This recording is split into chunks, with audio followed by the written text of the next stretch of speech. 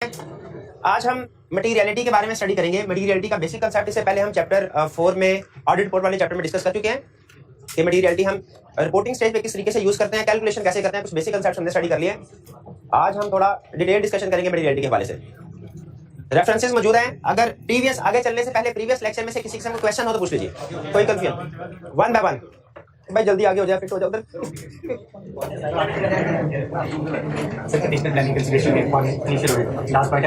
Additional planning consideration in initial audit में last point है 5th point. देखिए उससे पहले जो ऊपर के 4 पॉइंट है ना एडिशनल प्लानिंग, वो स्टैंडर्ड ने कहा है आपने लाजमी करने हैं, वो तो रिक्वायर्ड बाय स्टैंडर्ड है। 5वें पॉइंट में स्टैंडर्ड ये कहता है कि अगर कोई फर्म अपने इंटरनल प्रोसीजर्स को कंट्रोल को सामने रखते हुए मजीद भी कोई काम करना चाहे, मजीद भी कोई प्लानिंग करना चाहे इनिशियल ऑडिट पे, तो वो कर सकते हैं, ये उसने इजाजत दी है। और फिर आगे एग्जांपल भी दे दी उसने, जैसे हम तो नहीं कह रहे लेकिन अगर कोई फर्म क्वालिटी कंट्रोल रिव्यू करना चाहे अपने इनिशियल ऑडिट का तो वो करवा सकती है। स्टार्ट नहीं हुआ लेकिन प्लान किया जा रहा है ना क्वालिटी कंट्रोल रिव्यू। ये नहीं कह रहा कि स्टार्ट में क्वालिटी कंट्रोल रिव्यू कर लो, वो तो हो ही नहीं सकता स्टार्ट में, लेकिन ये तो डिसाइड करना है ना कि क्वालिटी कंट्रोल रिव्यू होगा कि नहीं होगा, और होगा तो कौन करेगा, उसको इतला दे देनी है। ठीक है, ये कह रहा है प्लानिंग मैटर। और कोई क्वेश्चन? फाइनल एनालिटिकल प्रोसीजर ये हमने बाद में स्टडी करना है। प्रिलिमिनरी एनालिटिकल प्रोसीजर्स कल डिस्कस कर लिया था ना कि इसमें इसका मकसद होता है रिस्क असेसमेंट करना, और एनालिटिकल प्रोसीजर से रिस्क कैसे असेस होता है ये हमने स्टडी किया था कंपैरिजन के जरिए से और रेशियोज के जरिए से। इसको रिटन फॉर्म में हम चैप्टर 11 में सीखेंगे, रिटन फॉर्म में क्वेश्चन करना इस कंसेप्ट की बेस पे, इसीलिए एग्जांपल दी थी जी जी जी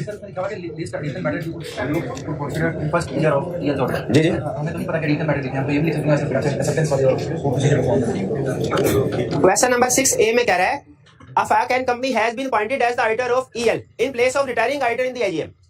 क्वेश्चन की इंफॉर्मेशन से पता चल रहा है ये इनिशियल ऑडिटर अपॉइंट किया है ना दूसरों की जगह पे, इनिशियल ऑडिटर। फिर कह रहा है requirement list the additional matters that you should consider in the first years of EL audit. बताइए आप क्या एडिशनल मैटर्स कंसीडर करेंगे फर्स्ट EL के फर्स्ट ऑडिट पे। ठीक है, तो जो एडिशनल मैटर्स हमने करने हैं उसमें आप एक्सेप्टेंस प्रोसीजर, अब उसमें प्लानिंग की बात उसने यहाँ पे नहीं की जी। ये एडिशनल मैटर्स है ना जो एडिशनल करते हैं हम, एक्सेप्टेंस एंड कंटिन्यूस के प्रोसीजर्स तो हम हर केस में करते हैं, वो एडिशनल तो नहीं है, वो एडिशनल तो नहीं है।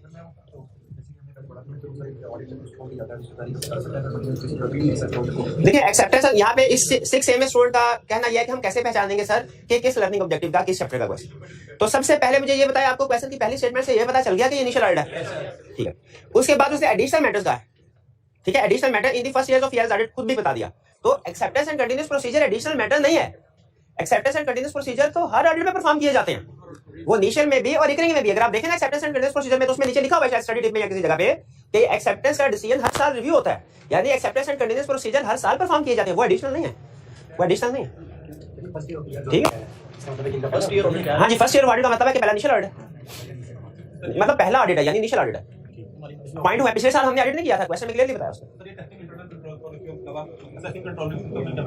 असेसिंग इंटरनल कंट्रोल और टेस्टिंग इंटरनल कंट्रोल में क्या फर्क है? एक होता है अंडरस्टैंडिंग ऑफ इंटरनल कंट्रोल, एक होता है टेस्टिंग ऑफ कंट्रोल। दोनों में फर्क ज़हन में रखिएगा। अंडरस्टैंडिंग ऑफ इंटरनल कंट्रोल और टेस्टिंग ऑफ कंट्रोल में फर्क बता रहा हूं, ज़हन में रखिएगा। अंडरस्टैंडिंग ऑफ कंट्रोल का मतलब है इंक्वायर करना या ऑब्जर्व करना कि कोई कंट्रोल एग्जिस्ट कर रहा है कि नहीं कर रहा, एग्जिस्ट कर रहा है कि नहीं कर रहा। ठीक है, ये है अंडरस्टैंडिंग ऑफ कंट्रोल। और टेस्टिंग ऑफ कंट्रोल का मतलब है चेक करना वो सही काम भी कर रहा है कि नहीं कर रहा। ठीक है, अब ये एसी आपने एडमिशन लेना है, क्लास में आए आपने देखा एसी लगे हुए कि नहीं लगे हुए, एसी लगे हुए, इसका मतलब अच्छा सिस्टम है, ये है अंडरस्टैंडिंग ऑफ कंट्रोल। ठीक है, लेकिन फिर इसको चला के देखना कि चलते भी है कि नहीं, ठंडी हवा फेंकते हैं कि गर्म हवा फेंकते हैं, ये क्या है, ये टेस्टिंग ऑफ कंट्रोल। असेसिंग का मतलब अंडरस्टैंडिंग, असेसिंग का मतलब अंडरस्टैंडिंग ऑफ कंट्रोल। ठीक है, अगर आप किसी जगह जाके देखते हैं कि सीसीटीवी कैमरा लगा हुआ कि नहीं लगा हुआ, अंडरस्टैंडिंग ऑफ कंट्रोल। उसकी बकायदा रिकॉर्डिंग हो रही है कि नहीं, टेस्टिंग ऑफ कंट्रोल। क्लाइंट से पूछेंगे बैंक रिकंसिलिएशन स्टेटमेंट बना रहे हो कि नहीं बना रहे हैं, कहेगा यस बना रहे हैं, अंडरस्टैंडिंग। कहेंगे सर जरा ला के दिखाओ हमारे सामने, हम देखें सही बन रही है कि नहीं, testing of control. Testing of control advance stage है अंडरस्टैंडिंग ऑफ कंट्रोल की। अंडरस्टैंडिंग ऑफ कंट्रोल में हम सिर्फ इतना देखते हैं कंट्रोल एग्जिस्ट कर रहा है कि नहीं कर रहा। टेस्टिंग ऑफ कंट्रोल में ये भी देखते हैं कि सही ऑपरेट भी हो रहा है कि नहीं। अंडरस्टैंडिंग ऑफ कंट्रोल और टेस्टिंग ऑफ कंट्रोल में फर्क समझ आ गया? ये फर्क ध्यान में रखिएगा, अगले चैप्टर में यूज होगा, वहां पे आप कंफर्म में आप भूल गए होंगे, आपने कहा सर हमें नहीं पता, फिर से बता दी, 100% कंफर्म है। अच्छा नहीं लिख रहे थे आप? अच्छा कितने स्टूडेंट से डिफरेंस लिखा है? अच्छा चले रिकॉर्ड किया, चलिए ठीक जी। एडवांटेजेस ऑफ इंटरम ऑडिट जी, flexible planning of human resource. इसका मतलब यह है कि कुछ काम हम अपने ह्यूमन रिसोर्स से ईयर एंड से पहले करवाएंगे, कुछ बाद में करवाएंगे। ऑडिटिंग की बात करें, ऑडिटिंग की बिल्कुल उन्हीं की फ्लेक्सिबल प्लानिंग होगी ना जी।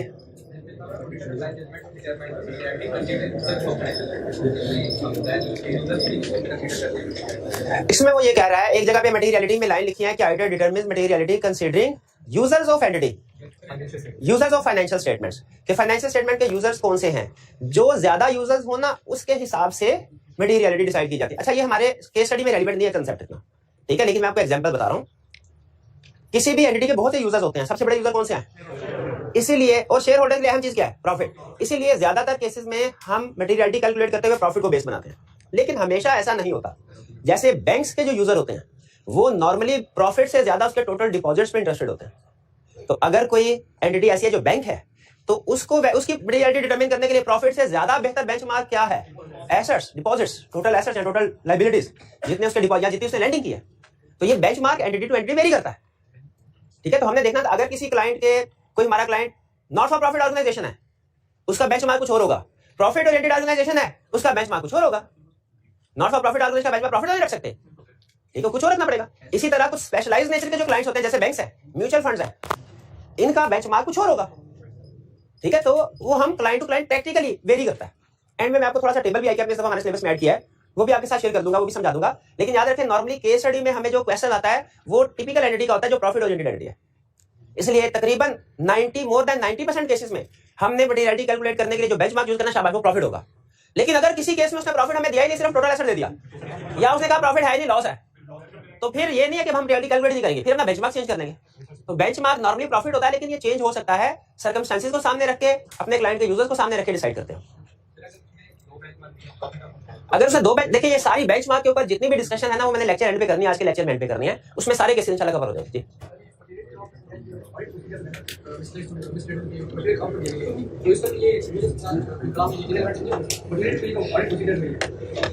क्या आप ये कहना चाहते हैं कि मटेरियलिटी जो है ये ऑडिटर के लिए तो रेलेवेंट है, यूजर के लिए रेलेवेंट नहीं है? नहीं, यूजर के पॉइंट ऑफ, यूजर को हम सामने रखते हैं। नहीं, यूजर की तादाद से फर्क नहीं पड़ता, यूजर की तादाद 2 हो या 2 लाख हो, इससे फर्क नहीं पड़ेगा। लेकिन मेजॉरिटी ऑफ यूजर कौन है, लाजमी नहीं।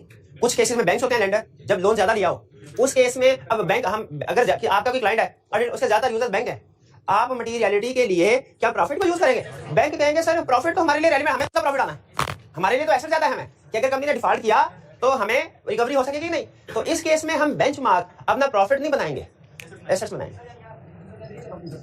हाँ, नेचर ऑफ यूजर कह लें, बिल्कुल नेचर ऑफ यूजर जी। और भी क्वेश्चन, लेकिन ये डिस्कशन एंड में मैंने करनी थी, 12 आधी से ज्यादा डिस्कशन चले, अभी स्टार्ट में होगी, अच्छा हो गया, एंड में आसानी हो जाएगी हमारे लिए। एंड में ना एक छोटा सा टेबल है, वो मैं आपके साथ शेयर करूंगा, जिसमें हम ये सीखेंगे कि किस तरह के क्लाइंट के लिए कौन सा मटेरियलिटी लेवल बेहतर है। वो केस स्टडी में तो यूज नहीं होता, नॉर्मली केस स्टडी में यूज नहीं होता, लेकिन चूंकि इस दफा ICAP ने ऐड किया है, तो आपको पता है नया कंसेप्ट है, हो सकता है टेस्ट कर ले किसी रिप्रोडक्शन के क्वेश्चन में, तो इसलिए हमें उसको भी कवर करना है, वरना पहले मैं इतनी ज्यादा डिस्कशन नहीं किया करता था इस कंसेप्ट को। और भी क्वेश्चन जी? इंटरनल ऑडिट में हम प्रॉफिट एंड लॉस की फिगर को चेक करते हैं जी, बैलेंस शीट नहीं करते, उसकी बात है। अच्छा, इंटरनल ऑडिट के हवाले से 2 चीजें।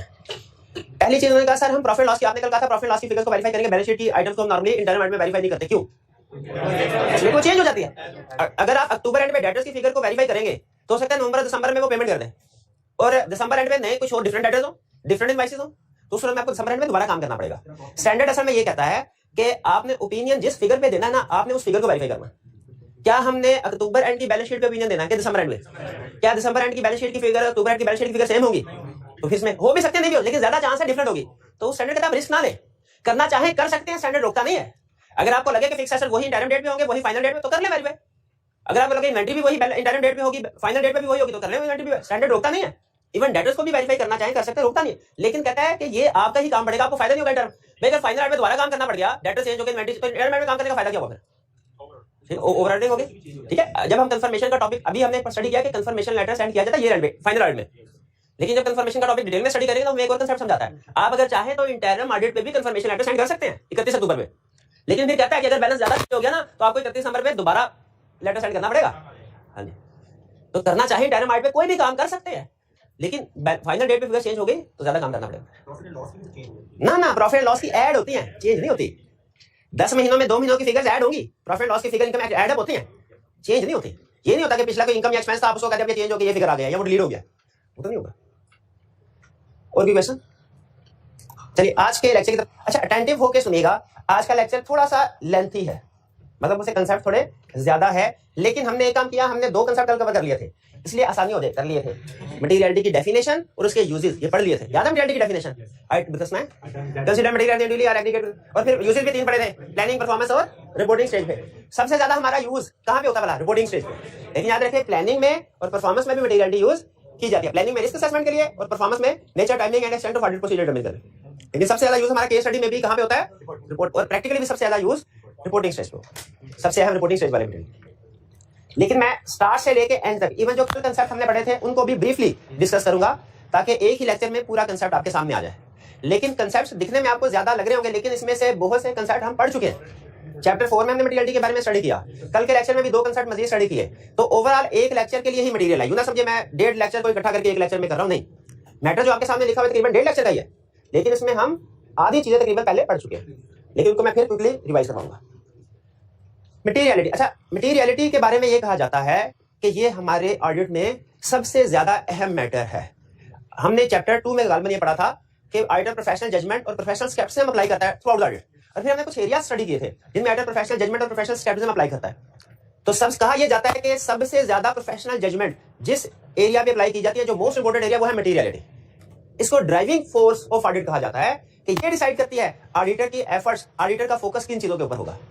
अगर आप मटेरियलिटी को गलत कैलकुलेट कर लेना, आपके ऑडिट पे सिग्निफिकेंट इंपैक्ट आता है। अगर आप जरूरत से ज्यादा मटेरियलिटी हायर कैलकुलेट कर लें, रीजनेबल से ज्यादा, तो इसका मतलब यह हुआ रिस्क और मटेरियलिटी में इनवर्स रिलेशनशिप होता है। मटेरियलिटी ज्यादा हो गई, रिस्क कम हो गया, इसका मतलब है आप कम प्रोसीजर परफॉर्म कर रहे होंगे जरूरत से।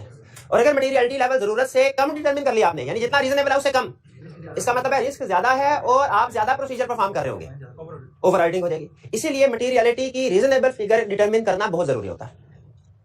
पहली चीज समझ आई। दूसरी चीज, हमारी ऑडिट में सबसे अहम चीज है रिपोर्ट। रिपोर्ट में सबसे अहम चीज है ओपिनियन, और अगर आप ओपिनियन की वर्डिंग देखें उसमें भी वर्ड मटेरियल यूज होता है। ये ऑडिट किसमें ओपिनियन की source, weather financial free from material. इसका मतलब है अगर ऑडिटर कोई इमटेरियल मिसस्टेटमेंट आइडेंटिफाई नहीं कर पाया, कोई प्रॉब्लम नहीं, लेकिन अगर कोई मटेरियल मिसस्टेटमेंट ऑडिटर आइडेंटिफाई नहीं कर पाया तो प्रॉब्लम है। इसका मतलब है ऑडिटर को बहुत क्लियर होना चाहिए कि मटेरियलिटी लेवल क्या है, क्योंकि ये उसकी रिस्पांसिबिलिटी को शो कर रहा होता है कि इस अमाउंट से नीचे की मिसस्टेटमेंट उसकी रिस्पांसिबिलिटी में शामिल नहीं है। हालांकि ऑडिटर उनको भी आइडेंटिफाई करने की कोशिश करता है, लेकिन उनमें ऊंच नीच हो जाए तो कोई प्रॉब्लम नहीं है। लेकिन मटेरियलिटी लेवल से जो हायर फिगर होगी, अगर वो आइडेंटिफाई नहीं कर पाता तो वो उसके खिलाफ लिटिगेशन फाइल हो सकते हैं। इसलिए मटेरियलिटी की सही डिटर्मिनेशन ऑडिटर की रिस्पांसिबिलिटी को भी मीट करने के लिए जरूरी है और सब्सिक्वेंटली सही ऑडिट करने के लिए भी जरूरी है। तो मोस्ट इंपोर्टेंट एरिया जिनमें प्रोफेशनल जजमेंट अप्लाई की जाती है वो मटेरियलिटी समझा जाता है। अब सबसे पहले तो हम मटेरियलिटी की डेफिनेशन को स्टडी करते हैं। ये हमने कल स्टडी कर ली थी, क्विकली रिवाइज कर रहा हूं। कह रहा है items are considered material if they individually are in aggregate for reasonably be expected to influence the economic decision of users taken on the basis of financial statements. ठीक है, अब यूजर जो है ये डिफरेंट हो सकते हैं। यूजर ज्यादातर शेयर होल्डर्स होते हैं, लेंडर्स भी हो सकते हैं, बैंकर्स वगैरह।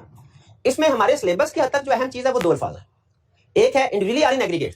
ये कंसेप्ट हमें ये बताता है कि बाजुकात एक आप मटेरियलिटी लेवल अगर 5000 सेलेक्ट करते हैं ना, डिटरमिन करते हैं, तो बाजुकात एक मिस स्टेटमेंट हो सकता है 6000 की हो, वो मटेरियल है।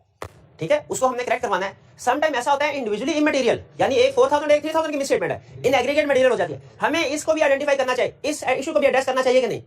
मटेरियलिटी की डेफिनेशन वर्ड एग्रीगेट हमें ये बता रहा है, इसको भी एड्रेस करना है। यानी हमने ये इंश्योर करना है कि कोई इंडिविजुअल मिस स्टेटमेंट भी मटेरियल ना हो, और हमने ये भी इंश्योर करना है एग्रीगेट होके भी मिस स्टेटमेंट मटेरियल ना हो। हमने ये इंश्योर करना है इंडिविजुअली इमटेरियल लेकिन एग्रीगेट होके भी मटेरियल ना हो। ये बात ध्यान में रखिएगा, एग्रीगेट का वर्ड बहुत है। फिर नीचे एंड पे लिखता है materiality depend on size as well as nature of misstatement. इसको सम टाइम हम साइज को कहते हैं क्वांटिटेटिव मटेरियलिटी और नेचर को कहते हैं क्वालिटेटिव मटेरियलिटी। ये लाइन हमें मैसेज ये दे रही है कि मटेरियलिटी अक्सर हम अमाउंट्स के हिसाब से डिटरमिन करते हैं कि 5000 मटेरियलिटी लेवल है, 6000 7000 8000 10000 मटेरियल है, और 4000 3000 2000 इमटेरियल है। लेकिन some time materiality depends on nature as well, यानी नेचर ऑफ मिसस्टेटमेंट ऐसी होती है कि हम स्मॉल को भी मटेरियल कंसीडर कर लेते हैं, स्मॉल मिसस्टेटमेंट्स को भी मटेरियल कंसीडर कर लेते हैं। ठीक है, जैसे फ्रॉड, जैसे डायरेक्टर्स रिम्यूनरेशन, जैसे रिलेटेड पार्टी डिस्क्लोजर, ठीक है, जैसे फ्रॉड वगैरह। बिल्कुल, ये आगे एग्जांपल हम स्टडी करेंगे। तो सम टाइम्स जैसे breach of loan agreement, bankers के साथ जो लोन एग्रीमेंट किया है डेट कॉवेनेंट, अगर उसकी वायलेशन हो तो चाहे वायलेशन स्मॉल अमाउंट की है लेकिन उसका इंपैक्ट सिग्निफिकेंट होता है। तो ये कुछ एग्जांपल्स हैं जो हमें ये सिखाती है कि सम टाइम स्मॉल अमाउंट की मिसस्टेटमेंट भी मटेरियल हो सकती है। क्लियर? तो ये है मटेरियलिटी की डेफिनेशन। अब हम स्टडी करने जा रहे हैं how is materiality determined, materiality कैसे डिटरमिन की जाती है। अच्छा, यहाँ पे आईकैप की बुक में उसने लाइन लिखी है कि कहता है गौर से देखिए, हमने ये कहा है कि हाउ इज मटेरियलिटी डिटरमिन्ड, हमने ये नहीं कहा हाउ इज मटेरियलिटी कैलकुलेटेड। इसलिए कि मटेरियलिटी कैलकुलेट भी की जाती है, लेकिन समटाइम्स कोई आइटम मटेरियल है कि नहीं इसका ताल्लुक कैलकुलेशन से नहीं होता, नेचर से होता है। इसलिए हमने मटीरियलिटी डिटरमिन का वर्ड यूज किया ताकि दोनों चीजें कवर हो जाए, दोनों चीजें कवर हो जाए, कैलकुलेशन भी कवर हो जाए और अदर देन कैलकुलेशन बाजू का नेचर की वजह से जो आइटम मटेरियल होती हैं वो भी कवर हो जाए। मटीरियलिटी समझ आ गया क्या? उसकी डेफिनेशन में दो सबसे अहम एग्रीगेट और depend on size as well as nature, ये समझ आ गया। आगे चल, मटीरियलिटी कैसे डिटरमिन की जाती है? दो तरीके हैं, एक है क्वांटिटेटिव, एक है क्वालिटेटिव। क्वांटिटेटिव को समटाइम कहते हैं materiality on the basis of size और क्वालिटेटिव को कहते हैं materiality on the basis of nature. On the basis of size materiality कैसे कैलकुलेट होती है? जो सबसे ज्यादा रूल इस्तेमाल होता है, इसे रूल ऑफ थंब भी कहते हैं, जो सबसे ज्यादा रूल इस्तेमाल होता है ना प्रैक्टिस में भी और हमारी एग्जाम की केस स्टडी में भी मटीरियलिटी को कैलकुलेट करने के लिए, वो होता है कि बेंचमार्क को किसी परसेंटेज से मल्टीप्लाई करते हैं और सबसे ज्यादा जो बेंचमार्क यूज किया जाता है वो कौन सा है? Profit, profit before tax. और जो परसेंटेज यूज की जाती है वो क्या है? 5%। सबसे ज्यादा स्टार्टिंग पॉइंट के तौर पे मटीरियलिटी को कैसे कैलकुलेट किया जाता है? प्रॉफिट और मल्टीप्लाई किया जाता है 5%। आपने मेरे ख्याल है अगर अभी तक 50 केस स्टडीज की होंगी ना रिपोर्ट की, तो उसमें से 45 के करीब केस स्टडीज में जहां पे मटीरियलिटी का आपने ये फार्मूला यूज किया होगा। कुछ केसेस में खुद से भी दे देता है, कुछ में मेंशन नहीं करता, वो अलग चीज है, लेकिन जब कभी भी आपने कैलकुलेट किया होगा तो मेरे ख्याल शायद ही एक या दो क्वेश्चन ऐसे होंगे जिसमें उसने प्रॉफिट दे दिया, टोटल एसेट्स दिया, प्रॉफिट की बजाय लॉस है। ज्यादा सबसे ज्यादा जो फार्मूला ये यूज हो, लेकिन याद रखिए ये रूल ऑफ थंब तो है, यानी रूल ऑफ थंब का मतलब ज्यादातर यही फार्मूला यूज होता है, लेकिन हमेशा यही फार्मूला यूज नहीं होता। सम टाइम सर्कमस्टेंसेस चेंज होने की वजह से आप फार्मूला को चेंज कर सकते हैं। बेसिक यही रहेगा, materiality equal to benchmark into percentage, लेकिन बेंचमार्क को हालात के मुताबिक चेंज कर सकते हैं और परसेंटेज को भी हालात के मुताबिक चेंज कर सकते हैं। जैसे मैं आपसे पूछता हूं, अब वो जो एंड में कंसेप्ट समझाना था उसकी एग्जांपल आपके सामने ला रहा हूं। आपका क्लाइंट प्रॉफिट ओरिएंटेड एंटिटी है, बेंचमार्क क्या रखेंगे? आपका client not for profit organisation है, benchmark total revenue, total assets रखेंगे। आपका क्लाइंट एक बैंक है तो फिर टोटल एसेट्स होंगे, या म्यूचुअल फंड्स है तो फिर टोटल एसेट्स वगैरह होते हैं। ठीक, तो बेंचमार्क चेंज हो सकता है। अच्छा, एक क्लाइंट को सकता है प्रॉफिट ओरिएंटेड एंटिटी है लेकिन उसे ड्यूरिंग द ईयर लॉस हुआ, फिर भी एसेट्स की तरफ चले जाएंगे क्योंकि प्रॉफिट है, उसकी बेस पे मटीरियलिटी कैलकुलेट नहीं हो सकती। परसेंटेज भी चेंज हो जाए, परसेंटेज चेंज होने का एक रीजन तो बड़ा रीजन होता है बेंचमार्क चेंज हो जाए, क्योंकि अगर बेंचमार्क आपका प्रॉफिट से टोटल एसेट बन गया किसी वजह से, तो अब आपकी परसेंटेज भी चेंज होनी चाहिए, क्योंकि प्रॉफिट की फिगर छोटी होती है उसके लिए 5% यूज कर सकते हैं, टोटल एसेट्स की फिगर बड़ी होती है, तो बैलेंस आउट करने के लिए आपको फिर परसेंटेज को कम करना पड़ेगा। यानी अगर आप प्रॉफिट की बजाय टोटल एसेट्स की फिगर यूज करते हैं तो उसको फिर आप 5% से मल्टीप्लाई नहीं करेंगे, बल्कि बैलेंस करने के लिए परसेंटेज कम करनी पड़ेगी और 5% को बढ़ा के बहुत कम करें 1% पे लेंगे। नॉर्मली इससे कम नहीं जाया जाता, कुछ केसेस में 0.5% भी यूज कर सकते हैं, लेकिन नॉर्मली 1% तक करते हैं। तो परसेंटेज भी चेंज हो सकती है। बेंचमार्क कैसे चेंज हो सकता है वो आपको बता दिया, डिपेंड करता है प्रॉफिट ओरिएंटेड एंटिटी है, नॉट फॉर प्रॉफिट है, ड्यूरिंग द ईयर प्रॉफिट है कि लॉस है। परसेंटेज कैसे चेंज हो सकती है? डिपेंड करता है बेंचमार्क के ऊपर, बेंचमार्क चेंज होगा परसेंटेज भी चेंज हो जाएगी। बेंचमार्क बढ़ जाएगा, बड़े वाला सेलेक्ट कर ले तो परसेंटेज छोटे वाली करनी पड़ेगी बैलेंस आउट करने के लिए। सम टाइम लेकिन परसेंटेज चेंज होने की एक और बड़ी रीजन भी होती है, रिस्क चेंज हो जाना। रिस्क चेंज हो जाना, अगर आपका रिस्क बढ़ जाए तो परसेंटेज कम। किसी क्लाइंट गाइड करने के लिए गए, आपको पता चला कि इसमें रिस्क ज्यादा है, तो आप मटीरियलिटी कैलकुलेट करने के जो परसेंटेज यूज करेंगे हम, और अगर आपको पता चले रिस्क कम है परसेंटेज बढ़ा देंगे। क्लियर? ये था हमारा कैसे कैलकुलेट करना, मटीरियलिटी को कैलकुलेट कैसे करना, ये क्लियर हो गया। अच्छा, नेक्स्ट है क्वालिटेटिव मटीरियलिटी। समटाइम ऐसा, अच्छा इसको जरा ध्यान से समझिएगा क्योंकि ये एग्जाम में इसमें से कुछ पॉइंट केस स्टडी में टेस्ट कर लेता है। उसने रिलेटेड पार्टी टेस्ट किया हुआ है, उसने loan agreement test, related party आ गए। हाँ बस, क्वालिटेटिव डिस्क्लोजर का मतलब क्या है? सॉरी डिस्क्लोजर नहीं, क्वालिटेटिव मटीरियलिटी का मतलब क्या है कि कुछ आइटम्स ऐसी हैं जिनकी अमाउंट स्मॉल है लेकिन उसके बावजूद उनकी नेचर क्रिटिकल है। इस वजह से अगर उनमें मिसस्टेटमेंट हुई तो हालांकि अमाउंट स्मॉल होगी, हम उसको मटीरियल कंसीडर करेंगे और उसकी बेस पे ओपिनियन, क्वालिफाइड ओपिनियन इशू करेंगे, चाहे अमाउंट स्मॉल क्यों ना हो। अब जहन में पहला सवाल ये आता है कि ऐसा कैसे हो सकता है कि अमाउंट स्मॉल है लेकिन फिर भी हम क्वालिफाइड ओपिनियन दे रहे हैं, उसकी नेचर क्रिटिकल होगी। अब मैं नेचर की एग्जांपल आपके साथ शेयर करूंगा, आपने खुद मुझे बताना है कि वाकई इनकी नेचर क्रिटिकल है कि नहीं। पहली एग्जांपल डिस्क्लोजर्स। कुछ डिस्क्लोजर्स होते हैं जो लॉ रिक्वायर करता है, applicable financial reporting framework require करता है, ये लाजमी इंक्लूड करने चाहिए। और कुछ डिस्क्लोजर ऐसे होते हैं जो कि यूजर्स के लिए भी अहम होते हैं। जैसे अब ऐसे सारे डिस्क्लोजर जो इंपॉर्टेंट है, जो applicable financial reporting framework require कर रहा है या जो यूजर्स के लिए अहम है, वो बाय नेचर मटीरियल है। जैसे रिलेटेड पार्टी, अब अगर रिलेटेड पार्टी ट्रांजैक्शन का डिस्क्लोजर इंक्लूड नहीं किया तो चाहे पूरे साल में उनके साथ ट्रांजैक्शन कोई भी ना हुई हो, डिस्क्लोज करना तो लाजमी है, नहीं किया तो मिसस्टेटमेंट होगी, इफेक्ट मटीरियल होगा। इसी तरह अकाउंटिंग पॉलिसीज अगर डिस्क्लोज नहीं करते, डिस्क्लोज करना रिक्वायर्ड है ना, हालांकि अगर अकाउंटिंग पॉलिसी डिस्क्लोज ना करें, रिलेटेड पार्टी को डिस्क्लोज ना करें, फाइनेंशियल स्टेटमेंट पे 1 रुपए का फर्क भी नहीं पड़ता, 1 रुपए का फर्क भी नहीं पड़ता, लेकिन उसके बावजूद ये मिसस्टेटमेंट है और अगर किए तो उसका क्वालिफाइड मटीरियल कंसीडर किया जाएगा। इस वजह से स्टैंडर्ड फ्रेमवर्क रिक्वायर करता है, नेचर ऐसी। नो क्लॉज मैंने आपको पता समझाया, non compliance with laws and regulation. ठीक है, लॉज एंड रेगुलेशन। अगर आप किसी भी लॉ की वायलेशन करेंगे ना, तो चाहे उसकी इंप्लीकेशन स्मॉल क्यों ना हो, अमाउंट स्मॉल क्यों ना हो, वो मटेरियल कंसीडर किए जाते हैं। जैसे छोटी सी एग्जांपल, चार्टर्ड अकाउंटेंट की सैलरी क्या है आपको नहीं पता होगा, ठीक है? नहीं आपके ख्याल में कितनी होगी? असेसमेंट करते हैं, आपके ख्याल में 2-3 लाख होगी? नहीं, ये रीजनेबल अमाउंट है, 10 लाख भाई, ठीक है, 2-3 फर्ज कीजिए 3 लाख है, चलें, साल में कितनी होगी? 36 लाख। आई कैप की एनुअल फीस होती है तकरीबन 25-26 हजार के करीब। इमटेरियल है, क्या मटेरियल है? इमटेरियल है, ठीक है। 36 लाख और 30,000 भी अगर कर लें उसका बाद इमटेरियल। लेकिन अगर फीस पे ना करे तो लिस्ट ऑफ मेंबर से, रजिस्टर ऑफ मेंबर से नाम खारिज हो जाता है और वो बंदा चार्टर्ड अकाउंटेंट नहीं रहता। और अगर किसी लीगल पोजीशन पे है ना, लीगल पोजीशन जिसमें चार्टर्ड अकाउंटेंट रिक्वायर्ड है, जैसे अगर वो स्टैट्यूटरी राइटर है तो वो चार्टर्ड अकाउंटेंट ही नहीं रहा, तो वो डिस्क्वालीफाई हो जाएगा। अब आप मुझे बताइए, आई कैप की फीस पे ना करना अमाउंट वाइज स्मॉल इवेंट है, इमटेरियल है, लेकिन अगर पे नहीं की इसके आफ्टर इफेक्ट्स सिग्निफिकेंट हो गए कि नहीं, ये क्रिटिकल है कि नहीं है, तो ये बाय नेचर, बाय अमाउंट देखें इमटेरियल है, लेकिन बाय नेचर मटेरियल है। एक केस स्टडी में आगे आपने कहा कि ड्यूरिंग द ईयर आपको बात ऐसा होता है कि लाइसेंस वगैरह दिए होते हैं ना गवर्नमेंट ने, कंडीशन इंपोज की होती है, अगर आप उन कंडीशन की वायलेशन करें ना तो लाइसेंस कैंसिल हो जाता है। एक केस स्टडी में उसने कहा कि आपको पता चला क्लाइंट किसी non compliance with laws and regulation, illegal activity में इन्वॉल्व है, लॉ की वायलेशन की है। बताइए आपके ऑडिट पे इसका क्या इंपैक्ट होगा? अमाउंट स्मॉल थी, अमाउंट स्मॉल थी, बताइए ऑडिट पे कोई इफेक्ट होगा? अच्छा, दो चीजों पे इफेक्ट होंगे, रिपोर्ट पे भी इफेक्ट होगा और ऑडिट प्रोसीजर पे भी इफेक्ट होगा। हालांकि नॉन कंप्लायंस की है, अमाउंट स्मॉल है, रिपोर्ट पे भी इफेक्ट होगा, प्रोसीजर पे भी। बताइए रिपोर्ट पे क्या इफेक्ट होगा? मॉडिफाइड, क्वालिफाइड ओपिनियन, मॉडिफाइड क्यों बना? क्योंकि ये बाय नेचर मटेरियल है। हमारे ऑडिट प्रोसीजर पे क्या इफेक्ट होगा बताइए? प्रोसीजर बढ़ जाएगा। जस्टिफिकेशन दीजिए। मैनेजमेंट की इंटेग्रिटी डाउटफुल, शाबाश। जो मैनेजमेंट इलीगल एक्टिविटी, स्टूडेंट्स ने रिपोर्ट पे इफेक्ट बता दिया था, लेकिन मैनेजमेंट की इंटेग्रिटी पे कमेंट करना भूल गए। मुझे बताइए, जो मैनेजमेंट इलीगल एक्टिविटीज में इन्वॉल्व है, आपके ख्याल में वो नेक्स्ट है, उसमें इंटेग्रिटी है? नहीं है। इसीलिए नॉन कंप्लायंस में भाई जो बंदा कानून की पाबंदी नहीं करता उसमें इंटेग्रिटी होगी, होगी। ऑनेस्टी से गलत काम कर रहा हो, हाँ, बड़ी ऑनेस्टी के साथ वो फाइलों को पहिए लगा रहा हो, हैं, चोरी करके सदका, बड़ी ईमानदारी से चोरी करते हैं, हाँ, अपने प्रोफेशन के साथ बड़े मुखलिस हैं। तो ये क्लियर हो गया, नॉन कंप्लायंस में लॉज एंड रेगुलेशंस हमारे दो चीजों को इफेक्ट करेगा। एक, रिपोर्ट को भी, क्यों? क्योंकि अमाउंट चाहे स्मॉल है लेकिन क्वालिटेटिव मटेरियल है। दूसरा, ये मैनेजमेंट की इंटेग्रिटी में भी डाउट क्रिएट करता है। सिमिलर केस है फ्रॉड का, फ्रॉड में भी ये मैनेजमेंट की, अगर मैनेजमेंट इसमें इन्वॉल्व है, इंटेग्रिटी डाउटफुल हो जाती है, प्रोसीजर बढ़ जाते हैं। प्लस अगर उसका फाइनेंशियल स्टेटमेंट में इंपैक्ट हो तो वो भी हो सकता है। असल में फ्रॉड का टॉपिक पढ़ेंगे, उसमें हम सीखेंगे। रिसर्चर्स ये कहते हैं अगर किसी जगह आपको 100 रुपए का फ्रॉड मिले तो ये कभी नतीजा ना निकाले कि 100 रुपए का फ्रॉड है, बल्कि नतीजा ये निकाले फ्रॉड की तादाद बहुत ज्यादा थी, आपके सामने एक आया है। क्योंकि जो लोग फ्रॉड करने के आदी होते हैं ना, वो एक फ्रॉड करके चुप करके नहीं बैठ जाते, करते हैं। फ्रॉड में दो चीजें कॉमन होती है। कोई भी बंदा जो फ्रॉड करता है, जब पकड़ा जाता है ना, दो बातें करता है। एक, पहली दफा किया है, और दूसरा अकेला मैं ही था।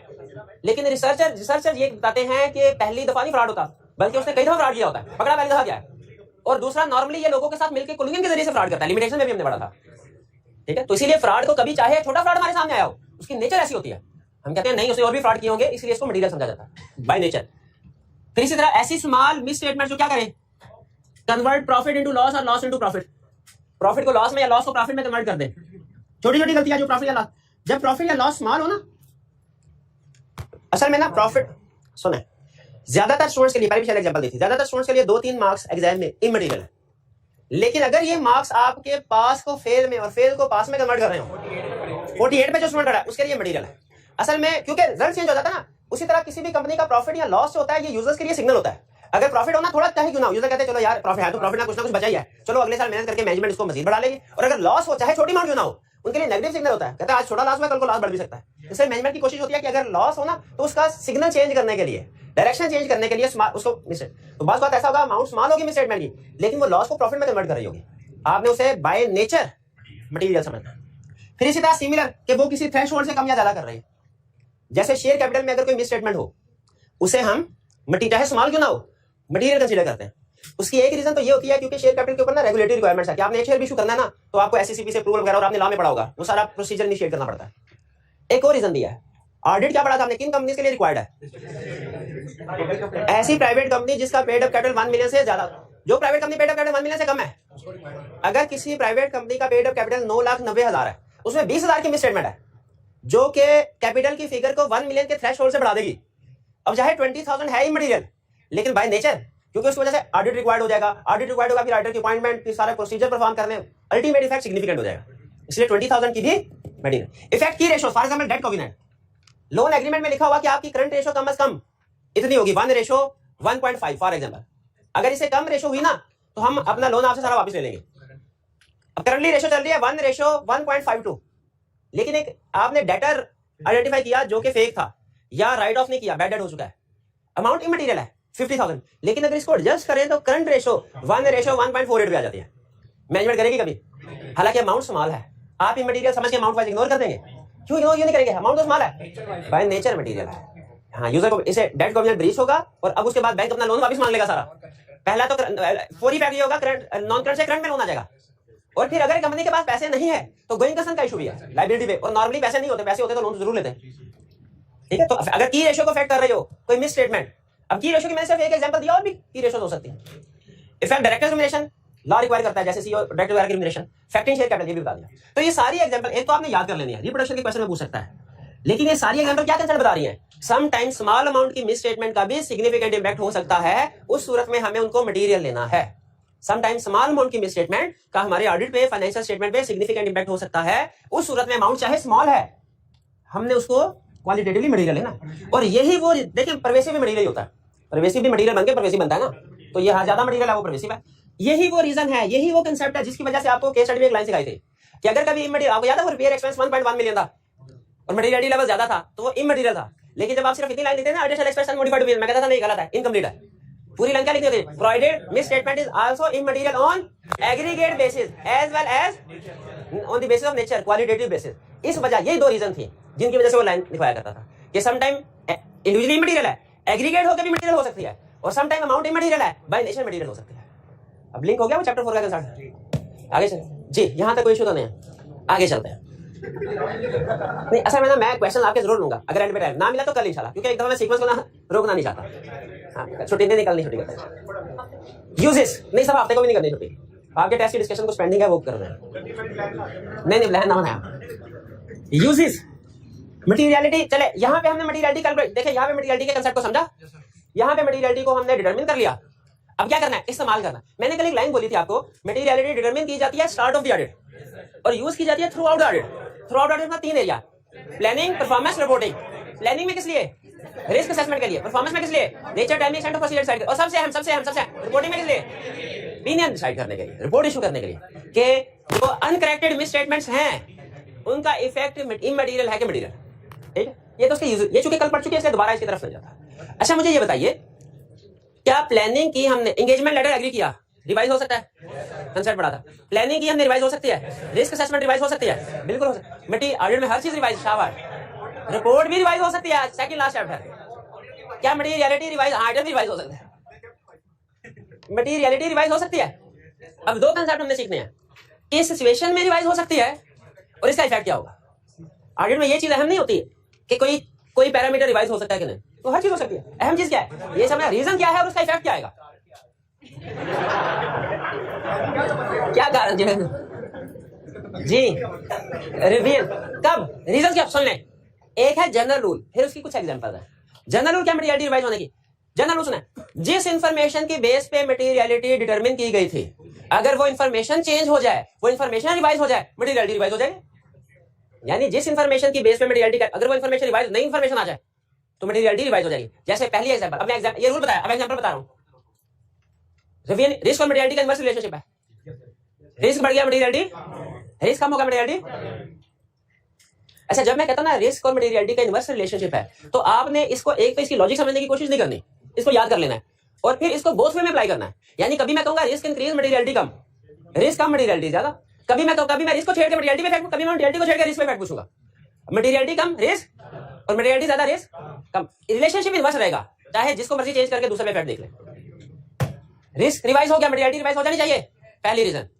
दूसरी मुझे बताइए, अंडरस्टैंडिंग मटेरियलिटी को डिटरमिन करते हुए अंडरस्टैंडिंग ऑफ एंटिटी यूज की थी हमने। अंडरस्टैंडिंग एंटिटी से पता चला नॉट फॉर प्रॉफिट ऑर्गेनाइजेशन है, नॉट फॉर प्रॉफिट कॉलेज है, स्कूल है, स्टूडेंट्स का हमें पता चला कि वो बड़ा सर्विस सोसाइटी को प्रोवाइड कर रहा है। जब 2-4 वाउचर चेक किए तो पता चला वो तो बेतहाशा फीसिस जो है वो स्टूडेंट से रिसीव कर, ये नहीं बाकी कॉलेज नहीं रिसीव करते क्या? अच्छा बाकी नहीं, ये आपने अपनी मर्जी से सैंपल सेलेक्ट किया होता है, ये ट्रू रिप्रेजेंटेटिव ऑफ पॉपुलेशन नहीं है। वरना आप थोड़ी सी अपनी रिसर्च बढ़ाएंगे, आपको पता चलेगा हर तरह के एग्जांपल, कम वाली भी है, ज्यादा वाली। चलिए एग्जांपल इसको छोड़ देते हैं। हॉस्पिटल के एग्जांपल, हॉस्पिटल चल अच्छा चले एग्जांपल तो समझ आ गई ना। शुरू में देखा तो हमें पता चला कि ये एक जो है ये हाँ ये हेल्प करते हैं, बाद में पता चला हेल्प। अच्छा पहले जब आपको इनिशियली पता चला कि ये एक नॉट फॉर प्रॉफिट ऑर्गेनाइजेशन है, जैसे आपने अपना बेंचमार्क क्या रखा होगा टोटल एसेट्स, बाद में पता चला नहीं ये तो प्रॉफिट ओरिएंटेड एंटिटी है। बताइए ऑडिट में क्या इफेक्ट आएगा? बेंचमार्क चेंज हो जाएगा, मटेरियलिटी चेंज हो जाएगी। ये है change in understanding of entity. ये क्लियर हो गया? आगे चलते हैं। चले गोइंग इनिशियली ऑडिट के स्टार्ट में आपको पता चला कि प्रॉफिट ज्यादा होगा, ठीक है, प्रॉफिट ज्यादा होगा। जैसे फर्ज कीजिए आपने इंटरिम ऑडिट पे आए 31 अक्टूबर पे, आपको पता चला साल का ना अंदाजन पूरा, असल में एक और कंसेप्ट आपको बता दूं, 2-3 क्वेश्चन पूछ रहा हूं। ये एंड पे आए, क्लाइंट ने फाइनेंशियल स्टेटमेंट बना दिया, मटेरियलिटी कैलकुलेट करने के लिए प्रॉफिट कहां से उठाएंगे? फाइनेंशियल स्टेटमेंट से। क्लाइंट ने कहा सर अभी फाइनेंशियल स्टेटमेंट नहीं बनाई।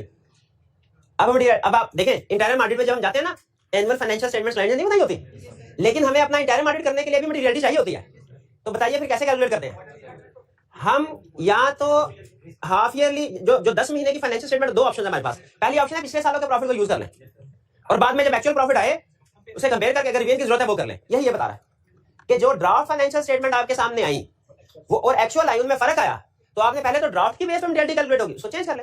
जैसे प्रैक्टिकली क्या होता है, प्रैक्टिकली अक्सर मटेरियलिटी रिवाइज होती है, सबसे बड़ी रीजन ये होती है। रिस्क भी बहुत ज्यादा रीजन नहीं है, चेंज इन अंडरस्टैंडिंग भी ज्यादा रीजन। सबसे बड़ी रीजन जो है प्रैक्टिस में वो ये होती है। क्लाइंट के पास आने के लिए 10 महीने का उसने हमारे सामने फाइनेंशियल स्टेटमेंट रख दी, ये 10 महीने के 12 महीनों की नहीं है, और हम मटेरियलिटी किसकी कैलकुलेट करते हैं? 12 महीनों। हम पता क्या करते हैं, हम कहते हैं 10 महीनों का प्रॉफिट कितना? 10 मिलियन। इसको एक्स्ट्रापोलेट करते हैं। एक्स्ट्रापोलेट का मतलब कि 10 महीनों का 10 मिलियन है, 12 महीनों का कितना होगा? Divided by 10 multiply by 12। उस 12 महीनों के अब ये एस्टिमेटेड प्रॉफिट है, इसकी बेस के ऊपर हम मटेरियलिटी कैलकुलेट करके प्रोसीजर परफॉर्म करते हैं। लेकिन बताइए जब एक्चुअल फाइनेंशियल स्टेटमेंट 12 महीनों के बाद आएंगी, क्या प्रॉफिट एक्जैक्टली यही होगा? चेंज हो सकता है। तो अगर चेंज है तो फिर क्या करें? प्रॉफिट चेंज हो गया तो प्रॉफिट की बेस पे मटेरियलिटी कैलकुलेट की थी, मटेरियलिटी भी रिवाइज हो जाएगी। सारा ऑडिट दोबारा नहीं हुआ करता, कितना कुछ चेंज आएगा। चेंज इतना बड़ा नहीं आता। आपको लगता है कि देखें अगर तो मटेरियलिटी ज्यादा होगी ना फिर तो हम स्कूल में हैं, तो हमारा काम कम होगा, और अगर कम हुई तो हमें काम ज्यादा करना पड़ेगा। लेकिन याद रखें ये काम शुरू से नहीं करना पड़ेगा, सारा जो किया हुआ उसी से 2-4 वाउचर्स ज्यादा करने पड़ेंगे, और वो भी उस सूरत में अगर कम हो। तो ये प्रैक्टिस में प्रोसीजर पे फर्क जरूर पड़ता है, लेकिन इतना फर्क नहीं पड़ता कि सारे का सारा ऑडिट रीडू करना पड़े। नहीं, वो सिर्फ इंक्रीमेंटल चंद एक वाउचर्स हमें एक्स्ट्रा चेक करने पड़ते हैं, बाकी फर्क नहीं आता। और फिर change in circumstances during audit, जो चेक कर लिए वो वही रहेंगे, तो थोड़ा बहुत फर्क आएगा उसकी तरफ चलते हैं। प्रोसीजर थोड़े बहुत बढ़िया कम सकते हैं। Change in circumstances during audit, जैसे आपको लगा कि एक सब्सिडी थी बड़ी वो डिस्पोज कर दी, या मेजर एसेट्स है वो बेच दिए, तो इसका फाइनेंशियल स्टेटमेंट पे सिग्निफिकेंट इंपैक्ट आता है। तो बहरहाल ये कुछ रीजन समझ आ गई आपको। आगे इफेक्ट, जब मटेरियलिटी रिवाइज होगी इफेक्ट इसका किस पे आएगा? Performance materiality. ये क्या, ये हमें नहीं पता, ये भी आपको थोड़ी देर में बताऊंगा। मटेरियलिटी रिवाइज हुई, रिस्क रिवाइज होगा, प्रोसीजर भी रिस्क रिवाइज होगा, प्रोसीजर भी रिवाइज होगा। अच्छा परफॉर्मेंस मटेरियलिटी समझ लें कि मटेरियलिटी का छोटा भाई है, मटेरियलिटी का छोटा भाई है। अगर मटेरियलिटी बड़ी रिवाइज हुई तो परफॉर्मेंस मटेरियलिटी भी रिवाइज होगी। ये डायरेक्टली क्योंकि उसका छोटा भाई है ना, दो बढ़ेंगे तो दोनों बढ़ेंगे। रिस्क नहीं, बड़ा भाई जो है वो 20 से 25 साल का होगा तो छोटा 10 का 10 ही रहेगा, वो भी तो 10 से 15 का हो जाएगा। अच्छा रिस्क में रिस्क मटेरियलिटी रिवाइज होने से रिस्क भी रिवाइज होगा, और फिर प्रोसीजर भी रिवाइज। एग्जाम में आपने एक चीज का ध्यान रखना है, अगर आपसे पूछे 2 क्वेश्चन आपके सामने रखना, दोनों में फर्क है, अगर आप फर्क ढूंढ पाए तो इसका मतलब आप ऑडिट को समझ रहे हैं और एग्जामिनर की रिक्वायरमेंट को भी समझ रहे हैं। पहली रिक्वायरमेंट, क्या रीजंस है मटेरियलिटी रिवाइज होने की? एक क्लाइंट ने मटेरियलिटी रिवाइज की, एक हमारे टीम मेंबर ने मटेरियलिटी रिवाइज की, बताइए क्या रीजन है? दूसरा, एक टीम मेंबर ने मटेरियलिटी इंक्रीज की, बताइए क्या रीजन है? आएंगे दोनों में इफेक्ट। फर्क रिक्वायरमेंट फर्क समझ आया? पहली रिक्वायरमेंट क्या है? Reasons for revision in materiality. दूसरे में क्या है? Reasons for increase in materiality. जब वो जनरल क्वेश्चन बना रहा है ना कि रीजन बताओ रिवीजन की, तो हम ये रीजन बता देंगे एज इट इज कि ये रीजन हो सकती है, चेंज इसमें चेंज आ सकता है इसमें, या इसका इफेक्ट कर ले कि मटेरियलिटी को रिवाइज किया, बताइए इसका इफेक्ट क्या होगा? एक क्वेश्चन ये है। दूसरा क्वेश्चन क्या? मटेरियलिटी को इंक्रीज किया, फर्क क्या है कि इंक्रीज वाले में आपको स्पेसिफिक डायरेक्शन दे रहा है, हमने जब उसका इफेक्ट बताना है ना तो वो भी स्पेसिफिक डायरेक्शन के साथ बताना है। यानी अगर उसने कहा ना बताइए मटेरियलिटी रिवाइज हुई, किस पे इफेक्ट? मैं कहूंगा परफॉर्मेंस मटेरियलिटी भी रिवाइज होगी, रिस्क भी रिवाइज होगा, प्रोसीजर भी रिवाइज, ये ठीक है। लेकिन अगर उसने कहा ना मटेरियलिटी इंक्रीज हो गई, इसका इफेक्ट बताओ, तो अब मैं ये नहीं कहूंगा परफॉर्मेंस मटेरियलिटी रिवाइज हो गई, मैं कहूंगा मटेरियलिटी इंक्रीज हुई तो परफॉर्मेंस मटेरियलिटी भी इंक्रीज, स्पेसिफिक डायरेक्शन के साथ बताना है। रिस्क डिक्रीज, प्रोसीजर इंक्रीज, ये समझ रहे हैं? जब वो हमसे स्पेसिफिक डायरेक्शन दे के पूछे इफेक्ट, हमने अपने आंसर में भी स्पेसिफिक डायरेक्शन बतानी है। डिक्रीज जो भी होगा दोबारा कर लेते हैं, no problem. Materiality increase, performance materiality भी, रिस्क, प्रोसीजर इंक्रीज होंगे, रिस्क, एक मिनट सॉरी रिस्क दोबारा कर लेते, नहीं मुझे भी कंफ्यूज कर दिया भाई। उमर क्या तकाजा कर रहे हैं आप उसे?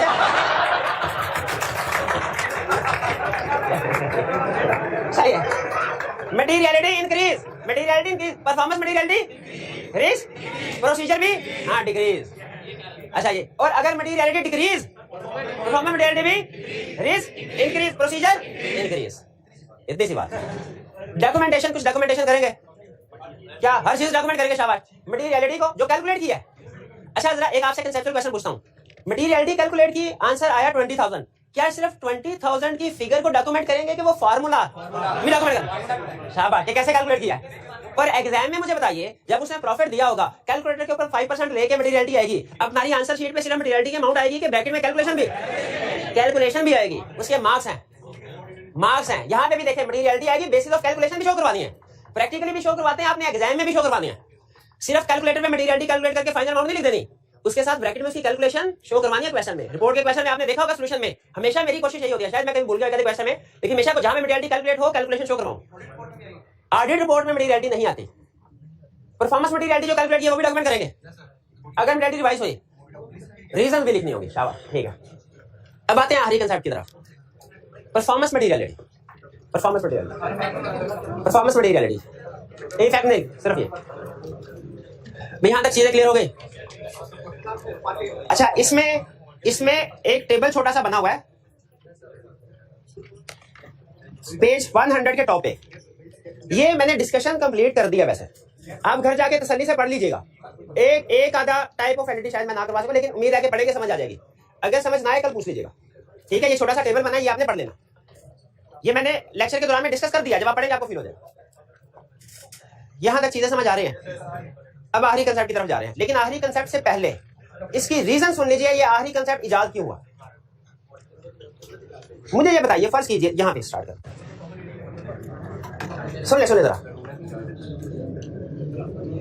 एक कंपनी का प्रॉफिट है 1 लाख, इसका मटेरियलिटी लेवल क्या होगा यूजिंग रूल ऑफ थंब? 5,000। अब ये साथ रहिएगा कैलकुलेशंस के साथ रहिएगा, फिर ये कंसेप्ट समझ आया तो याद करना आसान हो जाएगा। 5,000 पार्टनर ने कैलकुलेट कर लिया 5,000। फिर उसके बाद एक टीम मेंबर आया मिस्टर ए, 2 एग्जांपल सिर्फ दे रहा हूं। मिस्टर ए ने कहा सर मुझे बताइए मटेरियलिटी लेवल क्या है। पार्टनर ने कहा तुम्हें क्यों बताऊं? उसने कहा सर मैंने प्रोसीजर परफॉर्म करने हैं, मेरे सामने मिस स्टेटमेंट्स आएंगी, मैंने इवैल्यूएट करना होगा कि उनका इफेक्टिव मटेरियल है तो क्लाइंट को कम्युनिकेट करना होगा, इमटेरियल तो अपने पास नोट करना होगा ताकि एंड में जाके एग्रीगेट कर सकूं, इसलिए मुझे मटेरियलिटी लेवल पता होना चाहिए प्रोसीजर परफॉर्म करते हुए। पार्टनर ने कहा अच्छा मैंने तो इसलिए मटेरियलिटी लेवल कैलकुलेट किया था कि एंड में जब रिपोर्ट में साइन करने लगूं तो मिस स्टेटमेंट का टोटल करके देख लूं मटेरियल है कि नहीं, लेकिन तुम कह रहे हो कि तुम्हें प्रोसीजर परफॉर्म करते हुए भी मटेरियलिटी की जरूरत है, तो चलो मान लेता हूं, ये लो मटेरियलिटी लेवल है 5,000, बता दिया तुम्हें, जाओ तुम भी क्या याद करोगे। मिस्टर ए को कितना बताया? मिस्टर वी है, उसने भी यही कहा सर मैंने भी प्रोसीजर परफॉर्म करना है, उसने एसेट साइड वेरीफाई करनी है, लायबिलिटी साइड तो मैंने करनी है, मैं ये सब। पार्टनर ने इसको भी बताया 5,000। अगर और भी टीम मेंबर होते जो इनकम का कर रहा होता है उसको भी ये ध्यान में रखिएगा, पार्टनर ने वही मटेरियलिटी लेवल बताया जो उसने अपने लिए कैलकुलेट किया था, ओवरऑल मटेरियलिटी लेवल। इसने प्रोसीजर परफॉर्म किया है, इसको 7,000 की मिस स्टेटमेंट मिली, करेक्ट करवाएगा? मटेरियल है। 4,000 की मिस स्टेटमेंट मिली, करेक्ट करवाना रिक्वायर्ड नहीं है। 4,000 के साथ 3,000 की मिस स्टेटमेंट मिली, अब एग्रीगेट मटेरियल, इसको पता चल गया कि एग्रीगेट होकर मटेरियल बन रहा है, करेक्ट करवाएगा। अच्छा बता सकते हैं, एडिशनल कंसेप्ट दे रहा हूं, कौन सी वाली मिस स्टेटमेंट करेक्ट करवाएगा? स्टैंडर्ड कहता है, देखिए एक होती है चीज रिक्वायर्ड का मतलब है कम से कम इतना काम तो करना ही करना है, बाकी चाहे तो सारी करवा दें, रिक्वायर्ड क्या है? इतने को मिस स्टेटमेंट करेक्ट करवानी है कि रिमेनिंग का इफेक्ट मटेरियल हो जाए, इतने को मिस स्टेटमेंट करेक्ट करवानी है रिमेनिंग, तो 4,000 भी करवा सकता है, 3,000 भी। उसने फर्ज कीजिए कि 4,000 करेक्ट करवा दे। अब इसी अप्रोच के मुताबिक अगर काम करता रहे तो थोड़ा सोच के बताइए मैक्सिमम अनकरेक्टेड मिस स्टेटमेंट एक एरिया में कितनी होंगी? 4,000 नहीं, 4,999, 4,999 होंगी मैक्सिमम। एग्री करते हैं इससे? अच्छा बी को बताइए, अगर 11,000 की मिस स्टेटमेंट मिली, करेक्ट करवाएगा? करवा दिया तो खत्म। अगर 2,000 की मिस स्टेटमेंट मिली और अगर इसके अलावा 4,500 की मिस स्टेटमेंट मिली, अब करवाएगा कौन सी वाली? कोई सी भी, रिमेनिंग का इफेक्ट इमटेरियल। उसका फर्ज कीजिए 4,500 करवा दी। अब इस अप्रोच के मुताबिक जब बी काम करता जाएगा तो मैक्सिमम अनकरेक्टेड मिस स्टेटमेंट इसके एरिया में कितनी हो जाएगी? 4,099। अब सुनिए, ए पार्टनर को जाके कहेगा सर मैंने ऑडिट कर लिया है, मेरे एरिया में कोई मटेरियल मिसस्टेटमेंट नहीं है, और ये सच्चा है।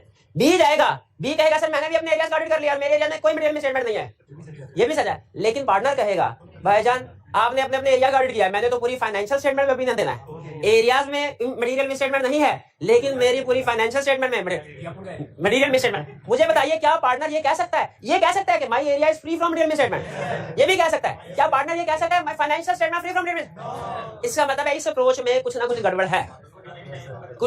है, देखिए बताना भी जरूरी है। स्टूडेंट कह रहे हैं सर को इनको बताना नहीं चाहिए, बताए बगैर वो कैसे प्रोसीजर परफॉर्म करते हो? हाँ बताना, ये इन्होंने पूरे कंसेप्ट की मगज निकाल के सामने रख दी कि बताना चाहिए था लेकिन कम बताना चाहिए था। एग्जैक्टली यही सोल्यूशन है इसका। पार्टनर बताता जरूर है लेकिन ये ओवरऑल मटेरियलिटी नहीं बताता। ये मटेरियलिटी उसने एंड पे रिपोर्ट पे साइन रिपोर्टिंग स्टेज पे यूज करनी है। रिपोर्टिंग स्टेज के लिए उसने मटेरियलिटी संभाल के रखी है। परफॉर्मेंस स्टेज पे प्रोसीजर परफॉर्म करते हुए वो मटेरियलिटी कम बताता है, स्मॉलर अमाउंट, ठीक है। वो डिफरेंट हो सकती है, वो डिपेंड करता है। हो सकता है इसमें 3000 हो, इसमें 2000 हो, इसमें 2000 हो। मटेरियलिटी को, ओवरऑल मटेरियलिटी को तोड़ देता है, तोड़ के स्मॉलर अमाउंट में। अब देखें 3000 का में रखिए, मुझे बताएं मैक्सिमम मिसस्टेटमेंट एक एरिया में कितनी होगी? 2099 और इसमें मैक्सिमम कितनी? 1900। अब ये इंडिविजुअली भी कहेंगे कि हमारे एरिया में मटेरियल मिसस्टेटमेंट नहीं, और जब जाएंगे पार्टनर एग्रीगेट भी कहेगा। इसका मतलब है ये वाली अप्रोच सही है कि पिछले वाली थी, लेकिन इसमें दो मटेरियलिटी आ जाती है, एक ओवरऑल और एक वो जो प्रोसीजर परफॉर्म करते हुए। ये जो प्रोसीजर परफॉर्म करते हुए मटेरियल यूज करते हैं इसे कहते हैं परफॉर्मेंस मटेरियल। इसका नाम परफॉर्मेंस क्यों पड़ा? क्योंकि प्रोसीजर परफॉर्म करते हुए यूज होते हैं। अब अगर कंसेप्ट समझ आ गया, दो तीन चीजें मुझे ओके कीजिए। एक ऑडिट में ओवरऑल मटेरियलिटी लेवल एक ही होगी लेकिन परफॉर्मेंस मटेरियलिटी एक से ज्यादा होगी, करेक्ट। दूसरा, ओवरऑल मटेरियलिटी की अमाउंट हमेशा हायर होगी परफॉर्मेंस मटेरियलिटी से, ये कंसेप्ट है। लेकिन एक चीज वो और बता रहा है, ये थोड़ी सी टेक्निकल है। कहता है ये जो एलोकेशन होती है ना, ये कॉस्ट अकाउंटिंग में जो आप एफओएच एलोकेट करते हैं ना, वैसे नहीं है। ये मैथमेटिकल एलोकेशन नहीं होती, ये एलोकेशन इसकी जजमेंट की बेस पे होती है। इसको अगर लगे ना कि किसी एरिया में रिस्क ज्यादा है उसमें, अब आप मुझे बताएं ए के एरिया में रिस्क ज्यादा है कि बी के एरिया में? बी के एरिया प्रोसीजर ज्यादा। तो ये जो एलोकेशन करता है मैथमेटिकल फार्मूला की बेस पे नहीं करता, इस बेस अपनी जजमेंट की बेस। और यही पे वो क्वेश्चन पूछ रहा है। दो कंसेप्ट समझाने हैं। पहला कंसेप्ट परफॉर्मेंस मटेरियलिटी क्या, आप समझ जाएंगे। और दूसरा कंसेप्ट ये परफॉर्मेंस मटेरियलिटी ये 3000 2000 प्रैक्टिकली डिटरमिन कैसे होता है। पहले आपको बता दूं प्रैक्टिकली डिटरमिन कैसे होता है। ये परफॉर्मेंस मटेरियलिटी कैसे ये डिटरमिन होता है। Miss statement identified in previous period. पिछले सालों में इन्वेंट्री के एरिया में ज्यादा मिस स्टेटमेंट थी, अब परफॉर्मेंस मटेरियलिटी इस साल भी अंदाजा है कि ज्यादा होंगी, तो अब परफॉर्मेंस मटेरियलिटी इस एरिया में क्या होना चाहिए? कम होना चाहिए, ठीक है। मिस स्टेटमेंट सिंपल, अगर जिस एरिया में रिस्क ज्यादा हो वहां पे परफॉर्मेंस मटेरियलिटी कम होगी। रिस्क और मटेरियलिटी का इनवर्स रिलेशनशिप है ना। ये सारे फैक्टर्स ना अल्टीमेटली रिस्क की तरफ आपको लेके जा रहे हैं। पिछले साल, अच्छा expected miss statement current period, इस साल अगर किसी एरिया में एक्सपेक्टेशन है ज्यादा मिस स्टेटमेंट होगी, परफॉर्मेंस मटेरियलिटी क्या करते हैं? अब कितना कम करे उसकी जजमेंट। अब ये आगे आपको बता रहा है कि एक्सपेक्टेड मिस स्टेटमेंट कैसे पता चलेगा आपको कि इस साल मिस स्टेटमेंट ज्यादा एक्सपेक्टेड है। हाँ बिल्कुल, understanding of entity internal control, increase risk increase, और understanding of entity internal control, ये भी रिस्क को इशारा कर रहे होते हैं। हम understanding of entity internal control से क्या करते हैं? रिस्क असेस करते हैं। तो अगर पता चले अंडरस्टैंडिंग से रिस्क ज्यादा है तो एक्सपेक्टेड मिस स्टेटमेंट ज्यादा। चेंजेस इन बिजनेस में चेंजेस आ जाए, नया आईटी सिस्टम इंस्टॉल किया, नए लोग लेके आए, ये भी रिस्क बढ़ाता है। बिजनेस में जो चेंजेस होगी ये भी रिस्क। तो अल्टीमेटली ये सारे फैक्टर्स रिस्क को बढ़ा रहे हैं। जब कभी आपका रिस्क बढ़ेगा, इंक्रीज एंगेजमेंट इसमें audit risk material miss statement increase हो गया तो हमारी एक्सपेक्टेड मिस स्टेटमेंट इंक्रीज होगी। एक्सपेक्टेड मिस स्टेटमेंट इंक्रीज होगी तो ये फैक्टर्स है। आप अगर सिर्फ कंसेप्ट बनाना ना, कंसेप्ट अगर एक होता है कंसेप्ट, एक होता है एग्जाम में रटा मार के प्रोडक्शन रिप्रोडक्शन के लिए याद कर ले पांचों, लेकिन आपको एक लफ्ज बता रहा हूं ये पांचों को कवर कर लेता है। वो लफ्ज क्या है? Risk. How is performance materiality determine practically risk. जिस एरिया में रिस्क ज्यादा है परफॉर्मेंस मटेरियलिटी कम, जिस एरिया में रिस्क कम है परफॉर्मेंस मटेरियलिटी। बाकी ये सारे पॉइंट आपके रटा करिए। अच्छा एक दफा आपको परफॉर्मेंस मटेरियलिटी की डेफिनेशन बता दूं। कहता है ये अमाउंट है जो कौन सेट करता है? क्लाइंट नहीं, जो कि लेस है materiality for financial statement as whole. Materiality for financial statement as whole ये कौन सी है? पार्टनर वाली 5000 वाली। ये वो अमाउंट है जो आइटा सेट करता है ओवरऑल मटेरियलिटी से। इसे ओवरऑल मटेरियलिटी भी कहते हैं, materiality for financial as whole भी कहते हैं, जो 5000 वाली है। टू रिड्यूस, अच्छा ये किस लिए कहते हैं? To reduce the risk that aggregate of uncorrected and undetected misstatement exceed materiality for financial statement as whole. नहीं समझ आई ना? नहीं समझ आई? अब सुने, it is the amount, performance materiality क्या है? It is the amount set by auditor which is less than materiality for financial statement as whole। किस लिए? to reduce risk। अगर आप इससे पहले वाली एग्जांपल में देखें ना जिसमें दोनों जगह 5000 था, इसमें एग्रीगेट होकर मटेरियल हो गए थे, लेकिन इस केस में ये रिस्क नहीं है। to reduce the risk that aggregate of uncorrected and undetected misstatement exceed materiality for financial statement as whole, यानी ये अमाउंट इसलिए सेट की जाती है ताकि जो अनकरेक्टेड अनडिटेक्टेड मिस स्टेटमेंट है इनका टोटल इससे एक्सीड ना करे, क्योंकि रिड्यूस लिखा हुआ है। To reduce the risk, reduce the risk का मतलब यही होता है कि ना हो, हैं? रिड्यूस, हमने रिस्क रिड्यूस करना है कि फेल हो नहीं, फेल हो, रिस्क रिड्यूस करना है कि फेल हो। इसमें आपके सर आप तो बदवा दे रहे हैं कि फेल हो, नहीं, रिस्क रिड्यूस करना है कि फेल हो, to reduce the risk. Student कहते हैं सर इसमें तो आपने लिखा है एग्रीगेट होके एक्सीड कर रहे हो, रिड्यूस भी तो लिखा है, शाबाश। तो परफॉर्मेंस मटेरियलिटी क्या है? Set by auditor less than for financial as whole to reduce the risk that aggregate of uncorrected undetected misstatement exceed as whole. इसमें अनडिटेक्टेड का लफ्ज आपने रटा लगा लेना, गौर नहीं करना, गौर अनडिटेक्टेड के ऊपर गौर। और इसी के आगे दो लाइनें और हैं, एक एप्लीकेबल, इसी के आगे दो तीन लाइन, ये भी रटा लगानी है, गौर नहीं करना, गौर फिक्र नहीं करना। जिस चीज पे कह रहे हो गौर फिक्र नहीं करना, उसमें नहीं करना। ये भी नहीं पूछना कि क्यों नहीं करना, हिकमत होगी कोई ना कोई, शाबाश। बस जो जैसे कह रहे हो वैसे। एक कंसेप्ट समझ आ गए, खास तौर पे ओवरऑल मटेरियलिटी परफॉर्मेंस कंसेप्ट समझ आ गया, ठीक है। वैसे ये सिर्फ परफॉर्मेंस मटेरियलिटी सिर्फ इस चैप्टर की हद तक है, इसके बाद नहीं आएगी। अगर आपको एक क्वेश्चन पूछ रहा हूं, अगर इसका आंसर बता दिया तो मुझे तसल्ली हो जाएगी, सारा कंसेप्ट समझ आ गया, शांति। और अगर इसका सवाल का जवाब अगर आपने गलत बताया तो फिर आज की रात मेरी आत्मा व्याकुल रहेगी।